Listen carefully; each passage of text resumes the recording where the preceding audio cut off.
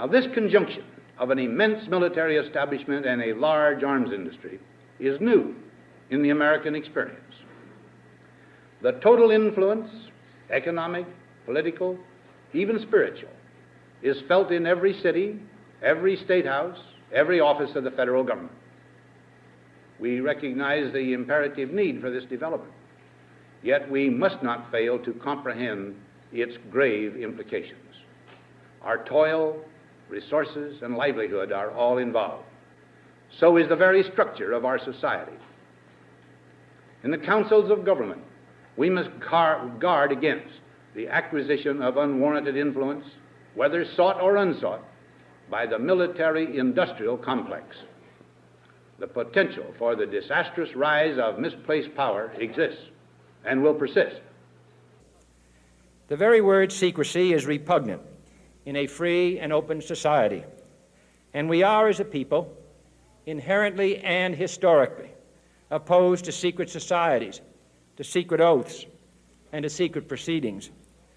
We decided long ago that the dangers of excessive and unwarranted concealment of pertinent facts far outweighed the dangers which are cited to justify it. Even today, there is little value in opposing the threat of a closed society by imitating its arbitrary restrictions. Even today, there is little value in ensuring the survival of our nation if our traditions do not survive with it.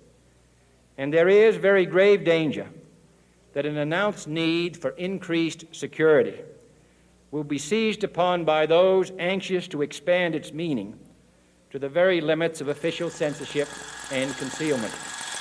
That I do not intend to permit to the extent that it's in my control.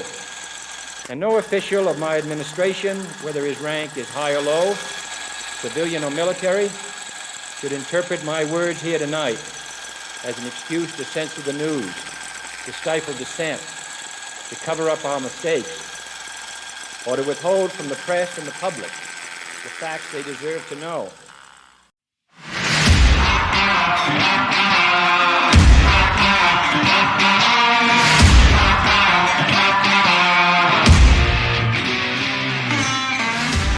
Hey everyone, and welcome to another episode of Chip Off the Old Clerk. With me today is Jason Dortmans again, so get your tinfoil hats ready.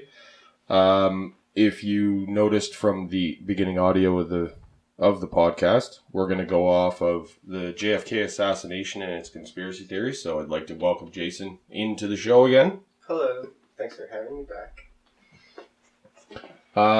With the JFK assassination, it obviously happened back in 1963.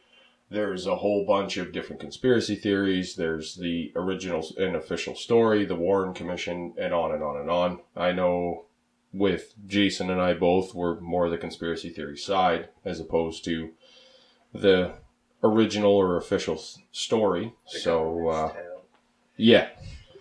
So with that said, I'll kind of run through the official story real quick here. On November 22nd, 1963, at 12:30 p.m. Central Standard Time in Dallas, Texas, riding in the presidential motorcade through Dealey Plaza, accompanied by his wife Jacqueline, or Jackie, Texas Governor John Connally and his wife Nellie, who was wounded in JFK was wounded, and subsequently fatally shot by former U.S. Marine Lee Harvey Oswald, perched up on the 6th floor of the Texas School Book Depository. Oswald fired 3 times, missing once, striking the president in the upper back, penetrated his neck, damaging a spinal vertebra and at the top of his right lung, exiting his throat just below the larynx. It continued its trajectory, and then it pierced Governor Connally in his back as well, just below his right armpit. The impact shattered 4 inches of his 5th rib, exiting his chest just below his right nipple. The bullet then continued to enter Connally's arm just above his right wrist and cleanly destroyed his radius into 8 pieces, exiting just below his right wrist on the inner side of his right palm and finally lodged in his inner left thigh. The final fatal kill shot impacted President Kennedy's skull in frame 313 of the now famous Zapruder film, which you saw at the beginning of this if you're watching, or heard it on the audio version, into the rear right side of his head. Blood, bone fragments, and brain matter exploded from the president's head, covering the inside of the car, the Secret Service follow-up car, and the motorcycle officers riding alongside JFK just behind his vehicle. The motorcade rushed the president to Parkland Hospital, where he was pronounced dead at 1 p.m. Central Standard Time, and Governor Connolly underwent 2 operations that day. After a 10-month investigation, the Warren Commission concluded that the Oswald assassinated President Kennedy with his shots from the book depository. No credible evidence of any other shots were fired from the triple underpass ahead of the motorcade or any other location. Oswald killed Dallas patrolman J.D. Tippit approximately 45 minutes after the assassination. After Oswald was arrested, Jack Ruby entered the basement of the Dallas Police Department and killed Lee Harvey Oswald with no evidence of aid from any members of the Dallas Police Department. And finally, the commission found that no evidence of conspiracy, subversion, or disloyalty to the U.S. government by any federal, state, or local official, or any evidence of a conspiracy, domestic or foreign, to assassinate President Kennedy. So with that being said, I'll leave the floor here to Jason to see what he's kind of uncovered and discovered in his research. So there are multiple options of who could have, wanted him dead, I guess. You could start off with his wife. I mean, he had the thing with Marilyn Monroe going on. You never really know. I mean, it happened. The CIA, they were involved, the mob, even Lee Harvey Oswald could have had Russian or even Cuban influence as well, because the height of the Cold War with Russia, and then also with Cuba as well, they had the failure with the Bay of Pigs there, so I know that. Yeah, that was kind of a bit of a debacle, yeah. That really made JFK mad at the CIA more than anything, and I know he wanted to basically splinter it and throw it into the winds, as part of his quote. So I know that, you don't really mess with them. There was one guy, the secretary, I want to say it was for Johnson, was it who took over? Yeah. He wrote something in his book that the CIA really doesn't answer to anyone, and that the president actually doesn't have authority, and no one really that the secretary knows of either has authority to really tell the CIA what they're doing. Yeah, a lot of the stuff that I read too, looking into this, and then even after the fact, it's been the CIA's kind of been autonomous that way, where black ops, covert ops. They kind of like to do their own thing. In a way, they seem to really like to push their own agenda. So, just as easy they could be behind it, and they are responsible for a lot of. They were responsible for Afghanistan, I guess. There was one. Yeah, I amongst saw other that things. too.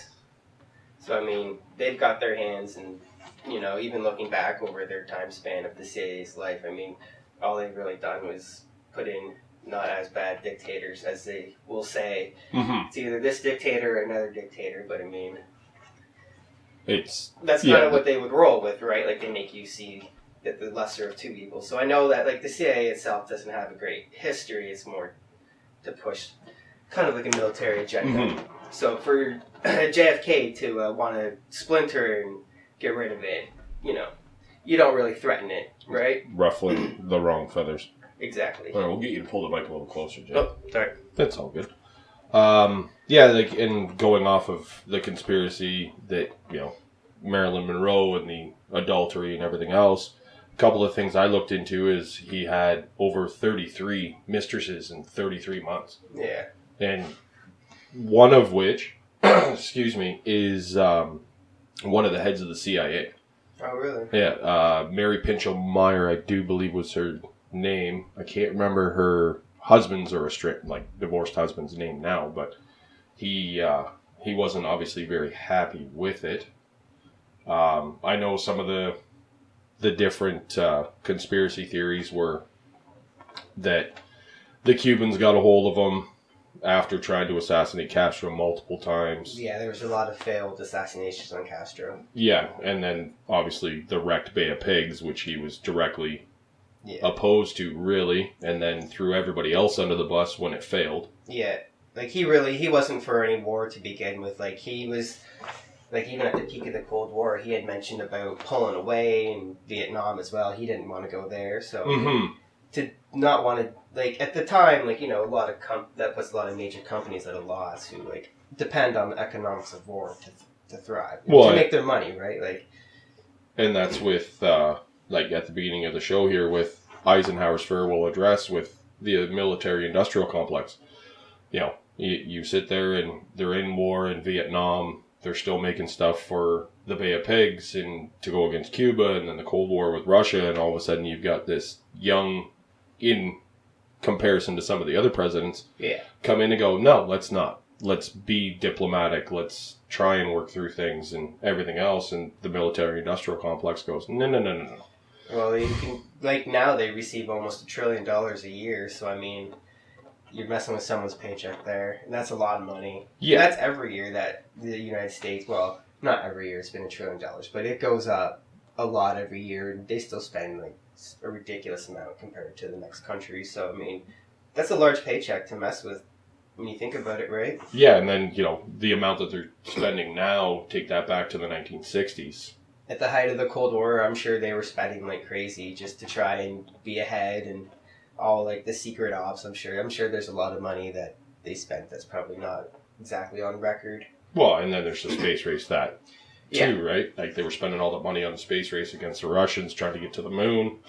And, once again, that's a lot of money out of somebody's pocket if all of a sudden you start taking that away to put it into civil rights movements and all the other stuff that he was talking and doing. So I've seen that he was against the Federal Reserve and the central banking, but then I had seen that he was for it. Something had to do with the silver. He was trying to bring back the silver standard, or the silver dollar, which would have hurt some Federal Reserve or something, because they just essentially just print money. Yeah.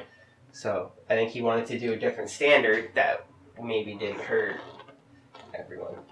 Yeah, more of a government run as opposed to the Federal Reserve that, does what they want when they want kind of thing. Not exactly like socialism, but like... Yeah. For the government to be in control of its own banks wouldn't be such a bad thing, I guess. Mm-hmm. They could lend out money and... And when the U.S. left Britain to begin with, that was one of the reasons why they wanted to separate from Britain and the United Kingdom and that in the first place, and, the American Revolution. And then 1913 rolls around and the Federal Reserve happens. And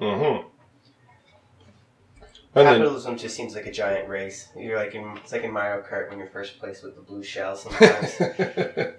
But that's how it works, right? Oh, for sure. And then with that too, even before his visit to Dallas or even to Houston, there was multiple reports of assassination attempts, one in Miami, and then another one, I want to say, in New York. I could be wrong.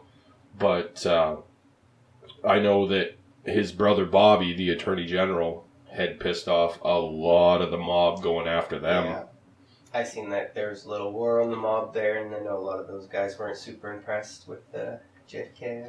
Well, JFK, RFK, all them. Yeah, and then there's a famous video, or at least audio, I'm not sure if there's video. I've seen it in different movies, but... of Bobby Kennedy and Jimmy Hoffa going at it at a Senate hearing, and all the other ones, the Sam Giancanas and the Santos Trafficante, and on and on and on. And I'm assuming if you sit there and you go after the mob in that type of environment in that age, you're putting a great big bullseye right on your back, or in this case, possibly your head. Yeah. So. I heard at one point, I think Hoffa was pulling in like $2 billion a year through all his enterprises. Mm-hmm. That's insane. Yeah, to go after that. So, as I said, like there's many conspiracies. I tried looking for one that was a little more obscure, off the beaten path, and actually found it back in 2013, I do believe it was. Yeah, 2013. It was a documentary called The Smoking Gun. Okay. It was directed by Malcolm McDonald. If anybody wants to look into it, download it, watch it. It was actually starring an Australian detective that wanted to reinvestigate with all the newest advances and any of the other new evidence that they had at the time. He actually used the ballistic expert and author Howard Donahue. The documentary actually came to some interesting conclusions, but in all honesty, it's no conspiracy theorist wet dream. Going through the evidence, he ended up saying that a lot of the Warren Commission stuff was actually, true. Yeah. Which makes me kind of open my eyes and kind of look at it again. But they had said that, here we go, my notes are all messed up here. There we go. It ended up going through the ballistics. It was possible to shoot from the depository 3 times in this amount of time, like in the audio and in the Zapruder film.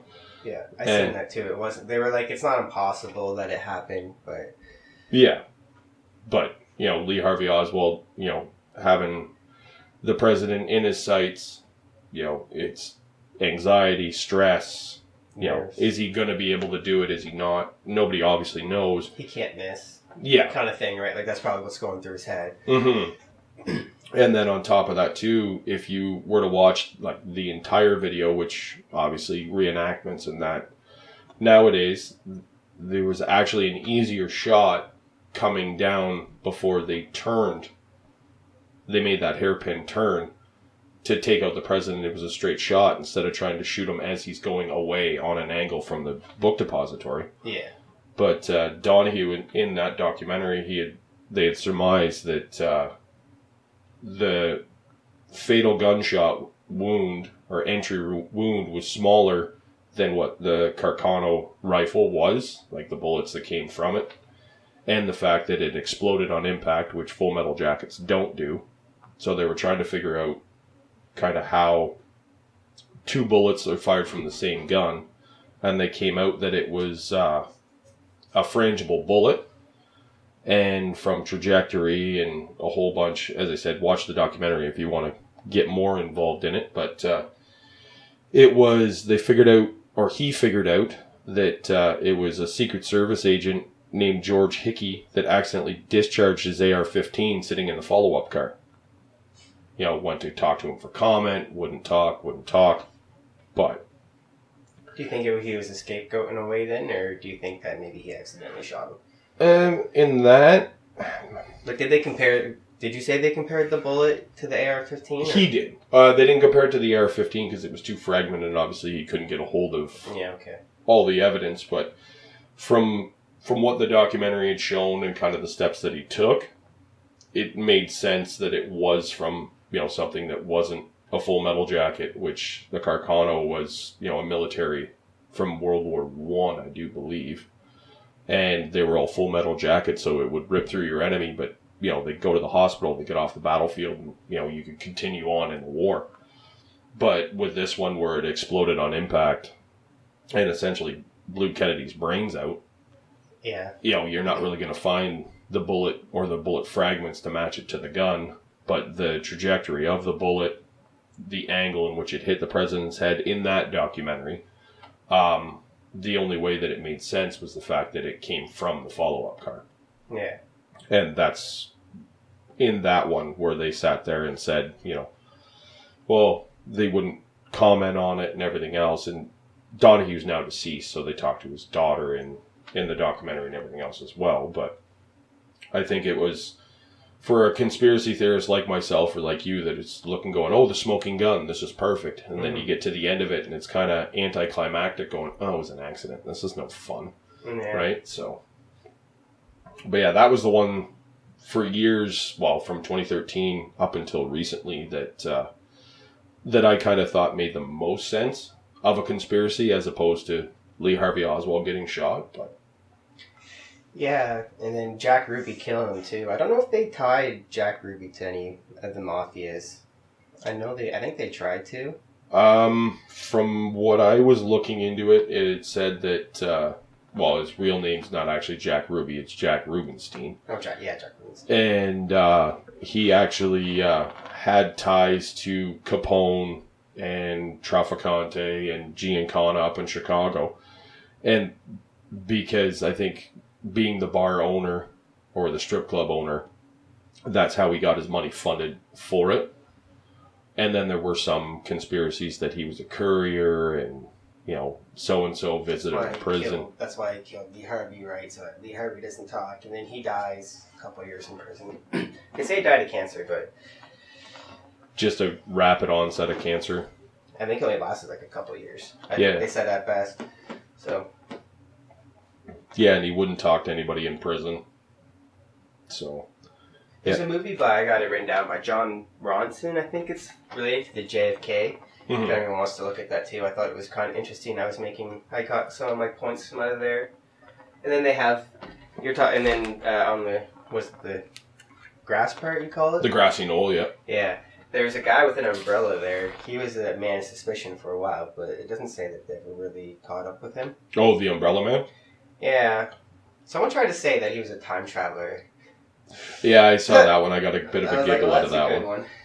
Yeah, the only real thing I've seen with the Umbrella Man was that they were thinking of him as a trigger man. Once Kennedy got so far, he opened the umbrella on a sunny day. Probably. And then at the same time, I also heard it was him protesting by, pretending to be, or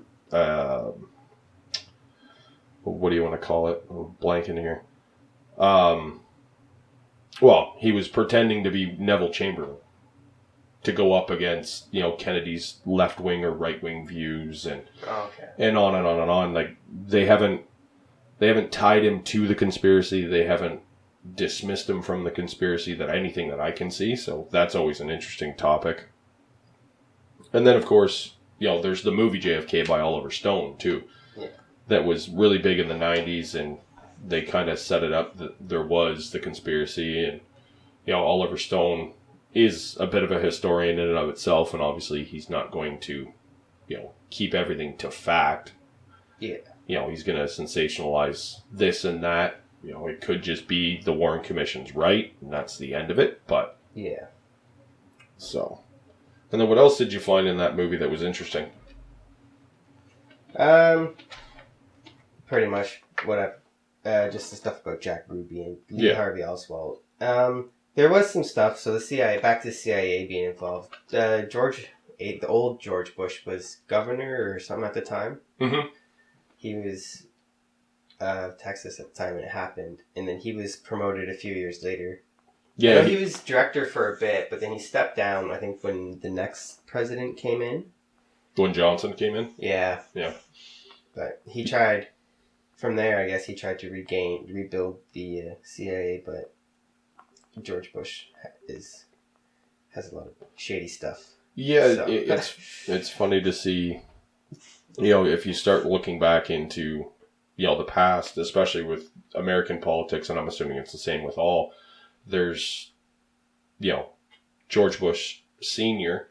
was a part of the CIA, was a director at one point, and then moved on up the chain to become president. His son followed him behind. Iran Contra with Bill Clinton. They're all kind of connected all the way up, and it's almost like if you scratch my back through this, I'll help you get elected further on. And it almost seems like one of the reasons why Kennedy was shot, whether the conspiracy theory is true or not, is because he wouldn't play by those rules. No, and George Sr. definitely used the CIA to his advantage. Mm-hmm. There was a lot, like I said, there's definitely quite a few shady things that he did with them in like Africa and other parts of the world that you don't really get talked about. And then even with the Clintons liking the CIA as well, there was a state secretary for New York at the time. I can't remember his name. I think it's John something, but he also opposed the CIA, and I'm pretty sure he ended up dead. And then Clinton won. Hillary Clinton won Secretary of State for New York. Oh, the whole suicided thing that you hear so he's another dead associate. I'm pretty sure he's dead. I'm going to double check that because I shouldn't say that on the air without knowing that for a fact. Well, we'll just throw an allegedly in front of that. Well, we'll do it if we take a bit of a break. We'll come back to that fact. Yeah. I'll Google that on our off time. So besides that movie, was there any other different theories that you saw come across for this? Aliens. Okay, all right. Classic. Okay, I got to hear this one. All right, you got to They let me just- know this one. He opposed all the war, and with the shape shifting reptilian aliens that take over. The Queen is one. That's a good one. So with him opposing the war and wanting to get out and take a more peaceful. How the theory goes is the aliens are not super friendly. It's more like domination kind of deal. So, with him not wanting to do that and stuff, he was kind of like a target to. So they wanted JFK too, right? Like that's not how really the world turns. There is not really peace to be meant to be made. Just the constant war, the military-industrial complex kind of thing. Yeah, that's how the gears of humanity seem to turn, right? Is war makes money and of course money aliens makes always. the world go round And of course aliens always have make things a little bit better and a little bit more interesting. fun to listen to, right? It can't just be an accidental shot. There's got to be some alien that came down and was like, we're not okay with how he wants to shape the world. Make it stop. Yeah, which I'm assuming at some point we'll have to get into an Area 51 or, the reptilians as another podcast. But I know, like what you want or say what you want about Donald Trump and his accolades and his gaffes and everything else, he actually released or ordered the release of previously sealed documents about the assassination in 2017. And over 50,000 documents that were once redacted were never actually released, were set to be released back in 2017 and then into 2018. I think the last of the documents that were released, some of which are still redacted, I think were in April of 2018. I've attempted to look through some of them, like 50,000 documents. It's a little crazy. There's definitely a lot to look through. You've got your life and your career, and I've got my job and everything else, and different podcasts and that. Like, to go through that, you need to be solely focused on it. So that was a little difficult. I perused through some of it, but some of it was pretty interesting. Some of it, had really nothing to do with the case, and can't even really say why they redacted any of it or why they even sealed them. Because probably whoever had something to do with it is probably still alive.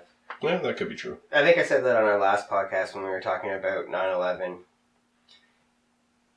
And how I said, people who are still when the truth finally comes out, it's because the people who orchestrated it are dead. Yeah. They're not going to get prosecuted.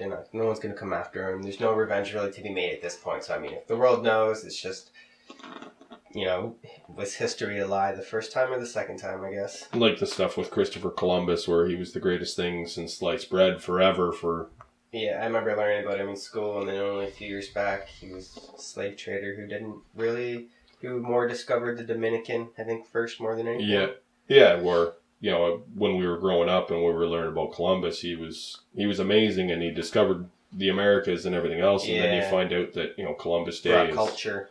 Yeah. Quotations culture. Yeah, and then now he's a slave trader and a racist, and on and on and on, and there's no more Columbus Day, or they're trying to get rid of it. Statues are getting ripped down. So yeah, you're probably right with that a lot of the stuff that has been released on JFK is because there aren't any more supplemental discipline to come through because they're gone, right? It's just going to change the course of history. And if the CIA did have more to do with it, the part of the conspiracy too is they were one of the ones who pushed Lee Harvey Oswald to do it because he was influenced by the Cubans at one point, so it kind of played the CIA's ballpark. This is our scapegoat. He's listening to Cuba. Cuba's listening to the Russians. So it kind of for the CIA to want to orchestrate it to set him up, he got there right. You never know. It's a conspiracy theory, right? You never know who was the helping hand of Lee Harvey Oswald, right? Well, exactly, yeah, because, you, as I just said, you and I both have our own lives, our own, outside of conspiracy theory stuff, and, it's just two guys talking shit about it. It's not... We have really no basis in fact. We don't know that I've read that or seen that Lee Harvey Oswald was a plant for the CIA or the FBI, that he went over to Russia, And I've then, got that actually here. oh, you do have that. I'm Yeah. actually speaking of that now that we're getting there. So the CIA at one point said that they didn't really know Lee Harvey Oswald at one point. I think up until right before, or a few months before the assassination, I think. Yep. But I found that the CIA had been following him since 1959 when he first tried to deflect to Moscow. And even then, when he came back, there was no records or anything when he came back. So it was kind of shady how that all worked out.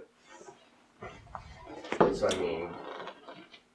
Yeah, with that too, like, you know, you defect from the States to Russia in the middle of the Cold War, and then you go, no, I want to come back. And they just let you back in the country. There's no vetting process or anything. I found that kind of weird when I read that too. So when the CIA is lied about how long they've been watching him for, like, you know, maybe they were waiting to see what he would do, and then he grooms into the position right now. Since, okay, we can get him back over, and then he kind of becomes your scapegoat. Mm-hmm. You know, you want him dead. Everyone wants him dead. Like, he was kind of the perfect scapegoat. And then for him to turn around and get shot, too, the way that he did, like...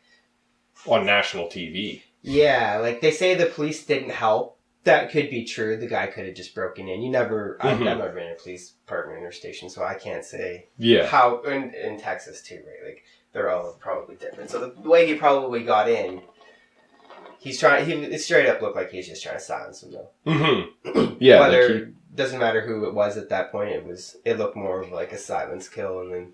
Yeah, he made the excuse that he was trying to save Jackie from having to come testify, and that's why he did it. And, you know, never met Jackie Kennedy or the Kennedys before, but yet he's going to be, you know, the good Samaritan to kill the guy that killed her husband. Yeah. Like, come on.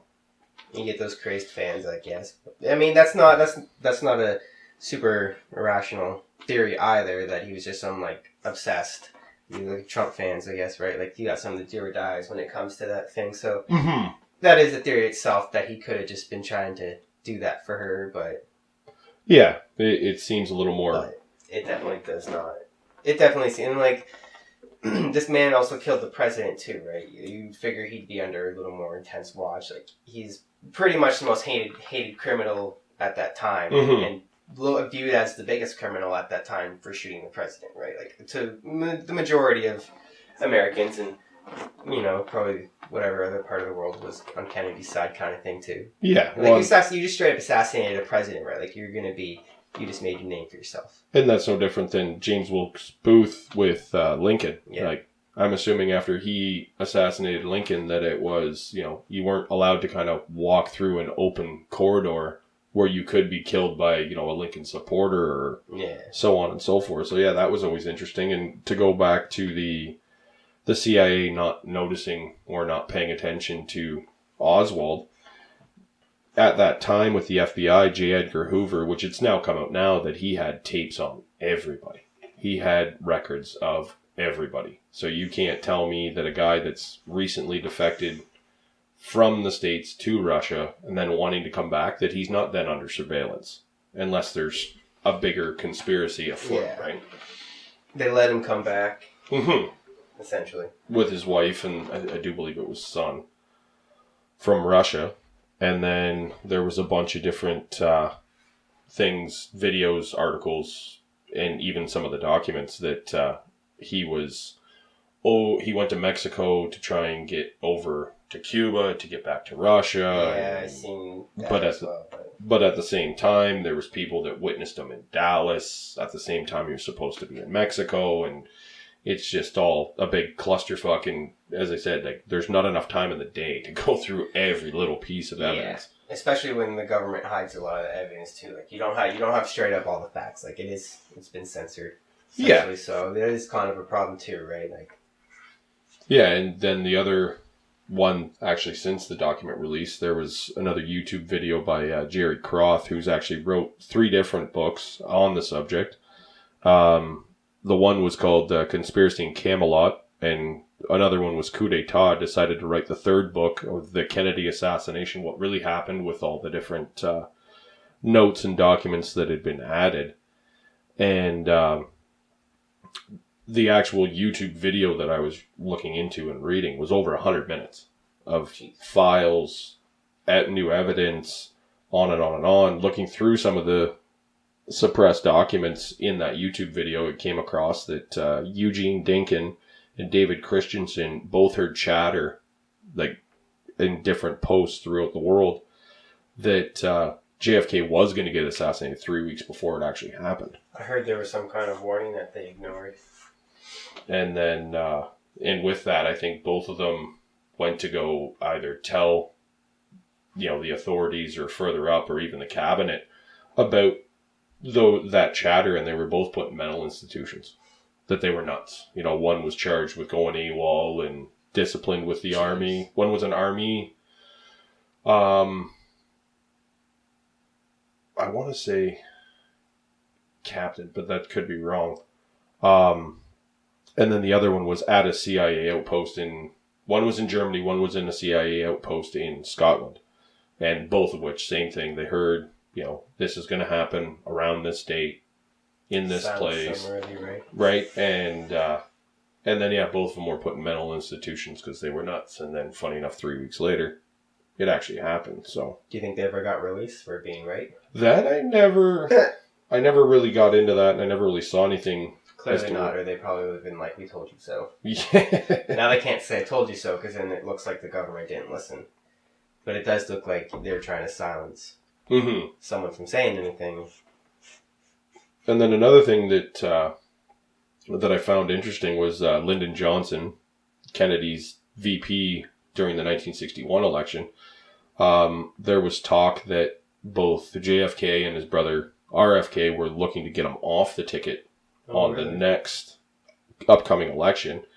And there was 3 scandals that attributed to the decision of the assassination plot and this guy's conspiracy theory, which was the Fred Korth, Bobby Baker, and the Billy Sol Estes scandals, which I think it was an aide to Johnson had said that if those came out, that he'd be spending the rest of his days in prison. He wouldn't be, being in the White House or being in the West Wing or anything else. They're all criminals up in there, really. Mm-hmm. But, let's see. And then there was an interview, which was on that video, with LBJ's mistress, Madeline Brown, that she said there was a meeting the night before the assassination, and she had recalled that he was so angry, she recalled him having a violent temper, grabbed her by the arm, and then LBJ had said to her, after tomorrow, those sons of bitches will never embarrass me again. That's not a threat, it's a promise. And then, funny enough... Yeah, he becomes president. I don't really know what happened during his presidency. He's only there for, till the end of the term, ran out? That I don't... I know from anything that I've heard, other podcasts, other different interviews and that LBJ actually did a lot for civil rights. Oh, did he? Yeah, he passed a couple of bills. Well, that's good, though. That, and I do believe there's some photographs of him and Martin Luther King Jr. and on, obviously, before he got assassinated, but... So was Johnson president during MLK? I'm not exactly I can't remember. With history around that time period. Yeah, that's another one we could get into, too, but... another podcast, but yeah, when it comes to all the stuff that LBJ did after the fact, I didn't really get too much into it because it was more interesting seeing all the steps and all the different scandals that he had, and then magically he's president and all of it goes away. You can silence investigations. You get the final say, I guess. Yeah. You can go, nope, you're not investigating this anymore. Bye-bye, CIA, you're not doing this. FBI, you're not doing that. Leave me alone. Yeah, go look at somebody else. Yeah, exactly. Go chase down who actually killed JFK as opposed to looking into my different scandals, right? Yeah. So, and apparently there were violent feelings between LBJ and JFK, whether that's because, Johnson had found out that he didn't want him on the ticket anymore for the next election, because actually there was one thing that I did read that he didn't really want him on there anyways. Yeah. Originally, but they knew that they weren't going to get JFK wasn't going to get the Democratic nomination for that election that he did win if it wasn't for Lyndon Baines Johnson. So yeah, kind of catch-22, I guess. Mm-hmm. And then you were saying earlier about the mob. What did you kind of see with that? Basically just what you had touched on earlier, just when it came to his brother and pretty much their little war on the mob and trying to bring them all down, especially with like Jimmy Hoffa before he disappeared. He got murdered. Yeah, they still don't know where he is. I was watching an interview. I think the guy's name was like John Ferenza. I'm not exactly sure. His name. But anyways, he said he had heard that he is very below the water somewhere. Really? They dumped his body. Well, that's the hint that he's basically swimming with the fishes. Yeah, I watched, I think it's called The Irishman on Netflix a little while ago about Hoffa, and they go through his life, and he was killed by, his own outfit, really, as opposed to somebody else, because he was attempting to go the opposite way, and he wasn't going with the flow of everybody else. He was a bit of a hothead and everything else. That'd be a good movie to watch soon. I didn't see too much on the mob. I did see, I know that they were kind of had their thing in that the Kennedy brothers were out to get them and all that, so. But I didn't get too far. I know that Jimmy Hoffa disappeared.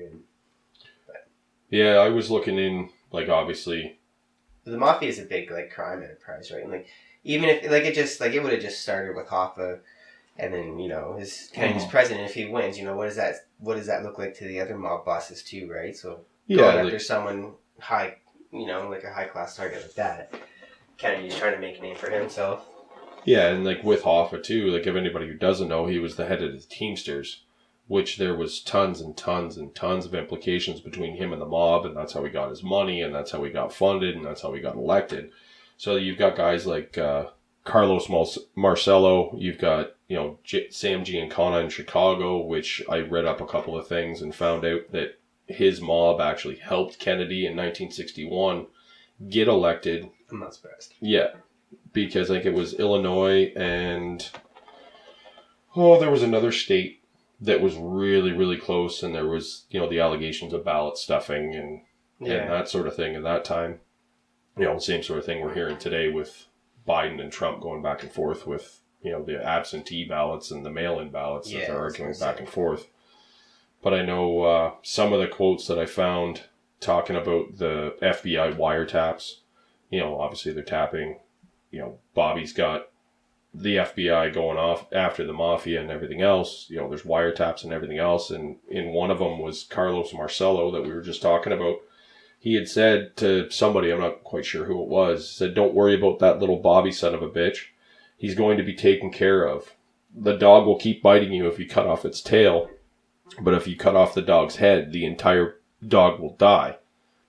You can kill Bobby. Well, if you kill Bobby, then JFK is just going to come harder. Yeah. He's going to put somebody else in as the Attorney General to, investigate who killed his brother. And it's just on and on. But if you kill JFK, what's Bobby going to do? Yeah. He needs funding and direction too, right? So. Right. You can be pulled as the Attorney General, whatever. Obviously your brother's not going to do it, but if Johnson's in power or, the next one.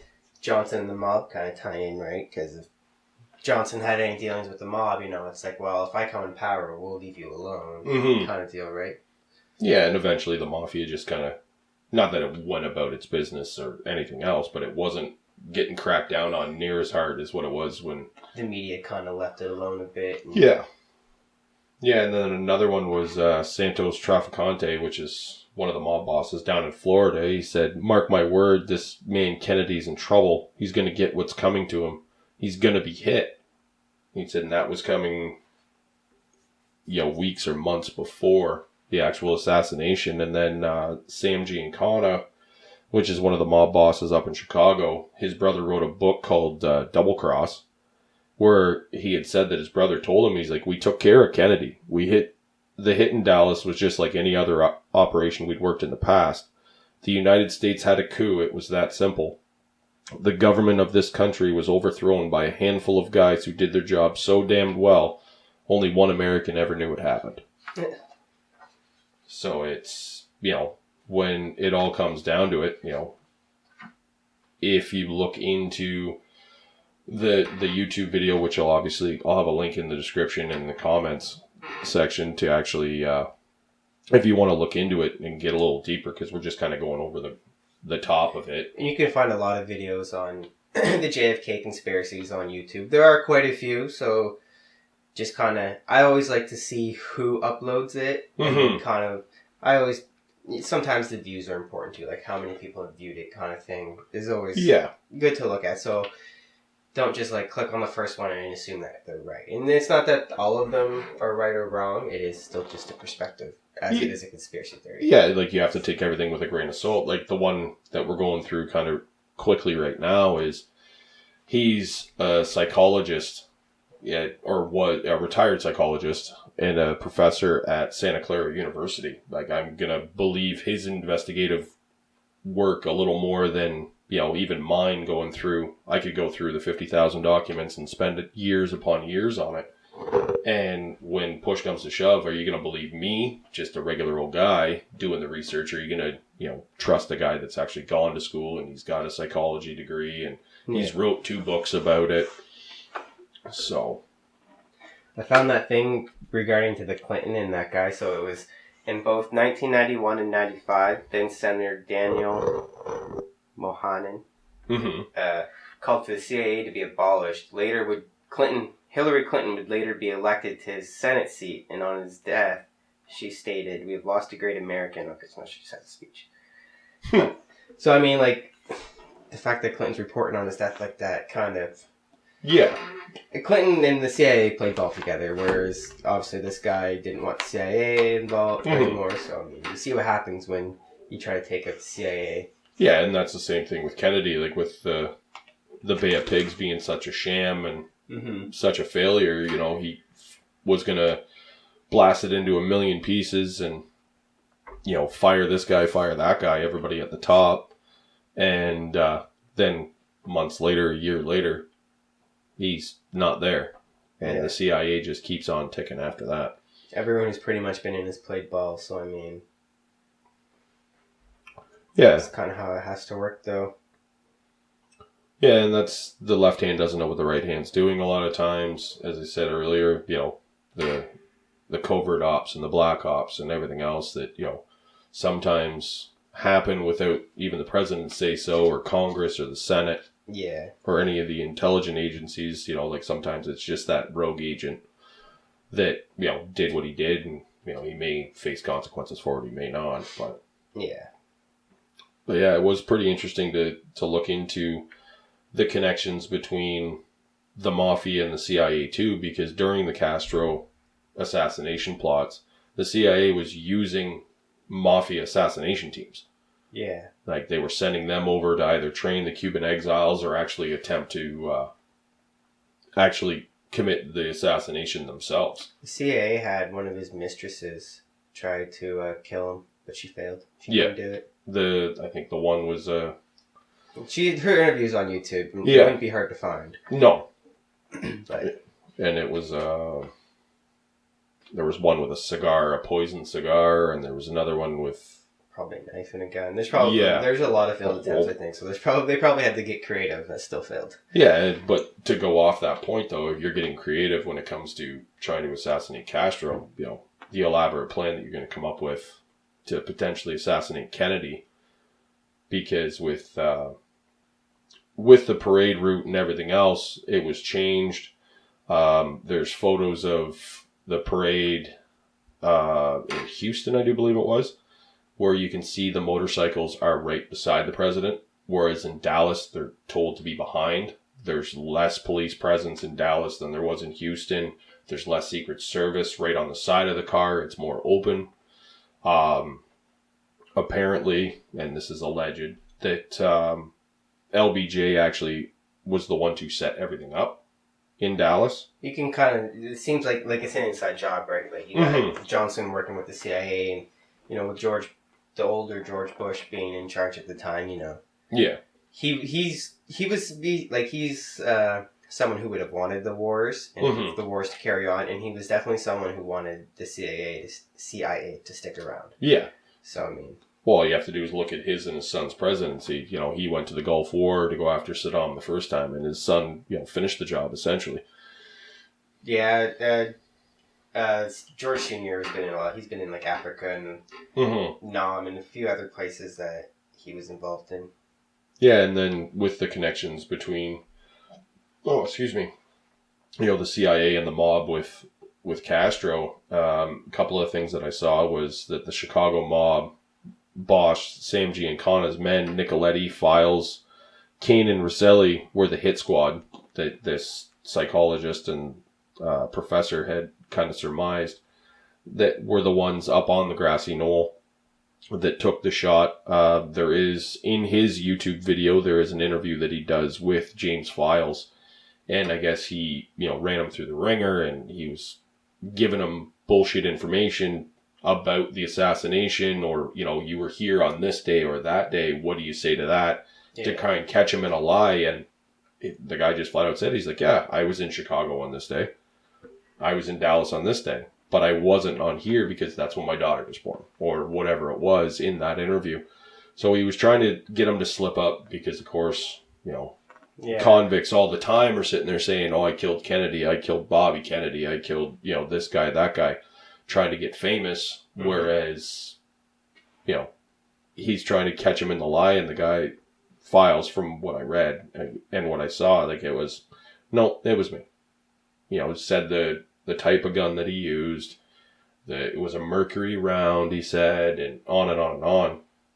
But yeah, they said that there was potentially, whether it was Oswald or not, there was a team up in the school book depository. There was a team up in the Deltex building. And then there was one on the grassy knoll, which put it in a triangular position where it was just a kill box. Yeah. Somebody was going to hit him, whether it was Files, go off this conspiracy theory, let's say, or it was Oswald up in the school book depository, it was somebody up in the Deltex building. Somebody was going to get him. Yeah, it was just a matter, I guess, who got it, or position, and who got it first. Yeah.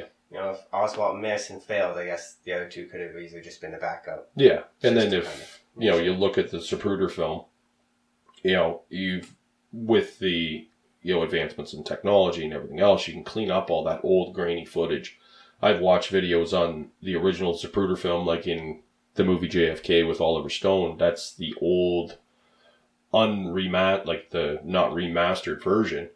It's really grainy, it's really hard to see, but it's very old school. Yeah, whereas the one that was at the beginning of this podcast, and of course I'll throw it up at the end of the podcast too, just to kind of give everybody a refresher on it. They've remastered it. You can see his head is slamming backwards. It's not slamming forwards like got shot from the school book depository. So it's either the underpass or overpass. I heard it was the underpass because I had mentioned, I think in the beginning of the podcast, that there was an eyewitness that there were two people in the underpass behind a blockade. So for him to go forward. Yeah. But then there was someone who there was an expert that tried to say that even if he got hit in the back, his head still could have gone back and then forward because the bullet came from behind. So it would have caused his head to go towards the momentum kind of thing. I guess, yeah. But it seems like everyone kind of likes to. There's been a few different opinions. Yeah, they all want to have the right opinion, but. But then too, they say JFK's brain is missing from the National Archives. Yeah, parts of it, yeah. So, I mean... And then there's also, to go back to, when they got down to Parkland Hospital, the autopsy at Parkland and the autopsy at Bethesda, when they took Kennedy by force, really, back to Air Force One, to take him back to Bethesda to do the second autopsy. Like, some of the doctors at Parkland, no idea how they came up with the findings that they found. There was another one that there was a videographer or somebody that was a part of the Bethesda autopsy that had potentially or allegedly taken photos and hid them of the autopsy. Well, he ended up dead, months later after he had retired. The number of people, like back in the 70s when they went to look into this again, that had died right before they were supposed to be, up in front of Congress or the Senate. I think it was the Senate. To testify as to what they knew. Like Sam Giancana was shot, 11 times in the mouth. Murdered, a hit. Aggressive.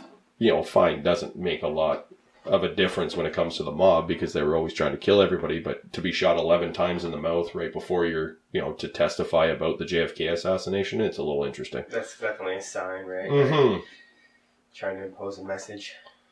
Yeah, and I think it was a reporter actually got an interview with Ruby one-on-one when he was in prison, and she was telling her friend that, she's got the scoop of a lifetime and everything else, and then she died of a barbiturate overdose, fully clothed in her bed, and then her friend died, the same night or the same weekend of mysterious causes.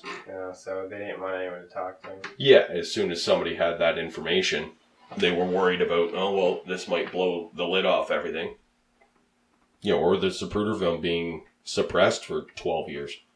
Yeah. Up until it came up on the Geraldo Rivera show, which was a lot better than his Jimmy Hoffa vault that was completely empty. But Yeah.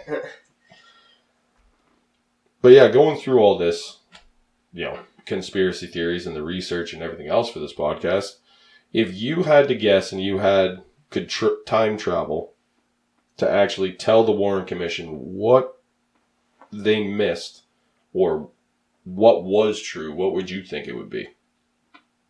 Like, who do I think is behind it? Yeah. I'm going to go ahead, and my guess is going to say the military complex. Yeah. It's probably the orchestrator. So the aliens conspiracy theory, you're not a huge That was fan number of. 2. Yeah, as I said, conspiracy theories have always been kind of a hot topic for me and interesting, whether it's 9/11, JFK.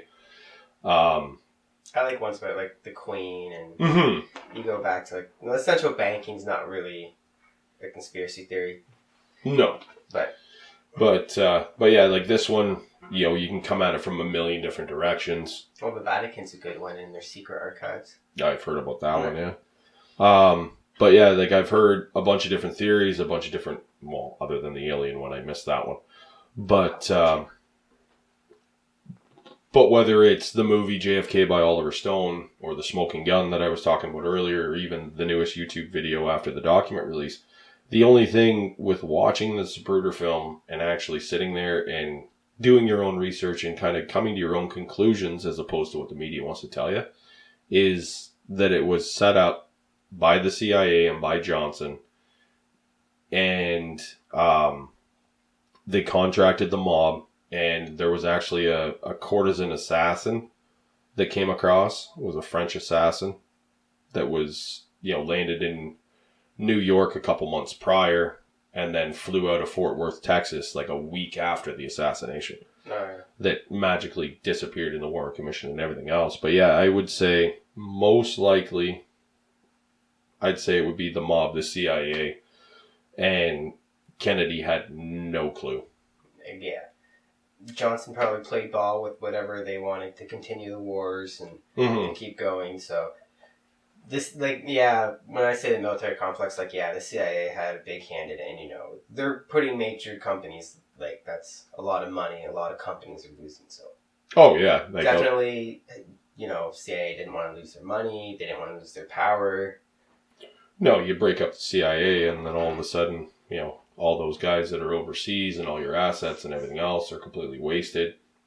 All the time and effort you have to, get Castro in, because from what I read, Castro was put in by the CIA because the guy before him, I think it was Santiago, wouldn't play ball with the U.S. anymore. Yeah. So they upended him and had a coup and ended up that Castro worked for the States at one point. For a while, yeah. Same with Bin Laden, so It's not the first time. Yeah, it probably won't be the last, exactly, so.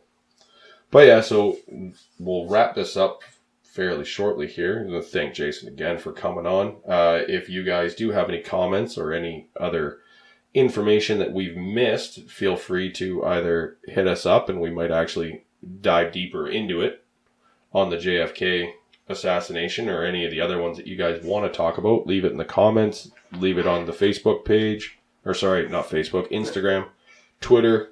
We do actually have a YouTube channel now, as you're probably watching on now, so you can comment on there. And want to thank Jason again for being on, and I'm assuming we'll have another one of these tinfoil hat discussions soon.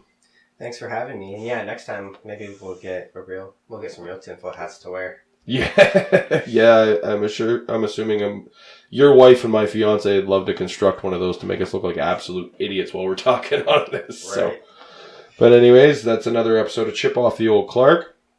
I want to have everybody stay safe, stay opinionated. Have a good one.